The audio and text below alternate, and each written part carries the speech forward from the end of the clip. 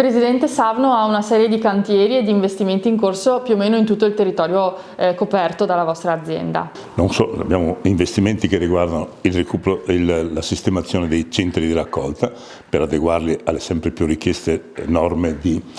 maggior selezione dei rifiuti, e anche un investimento notevolissimo di oltre 10 milioni per il raddoppio dell'impianto di selezione che abbiamo. Quello sarà l'impianto culmine dal nostro, il più importante dei nostri, ma anche i CAD saranno tutti quanti rinnovati, perché guardate che le tariffe restano quasi uguali nonostante i costi aumentano notevolmente, perché recuperiamo sempre di più si recupera, più si ricicla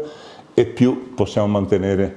la tariffa bassa, ecco, a vantaggio dei cittadini. Non è merito nostro, lo ripeto sempre, lo dico, è merito dei nostri cittadini che hanno imparato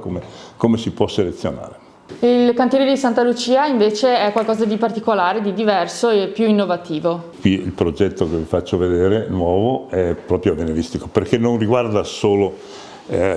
un adeguamento del CAD, riguarda anche una preparazione di un'area didattica dove le scuole, dove i ragazzi, dove chi vuole, anche tutti gli ordini di scuole possono andare a vedere e vedono effettivamente quello che viene fatto, la suddivisione che viene fatta, c'è un'area didattica apposta creata per questa faccenda. È un'area che avrà il CAD sarà tutto alimentato con le nuove tecnologie, non ci sarà corrente elettrica generata da materiale minerale come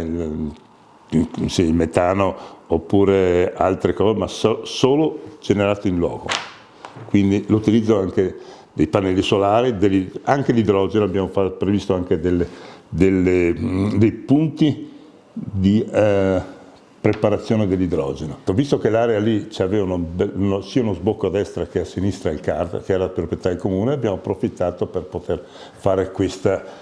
prima forma di un CAD così molto avveniristico.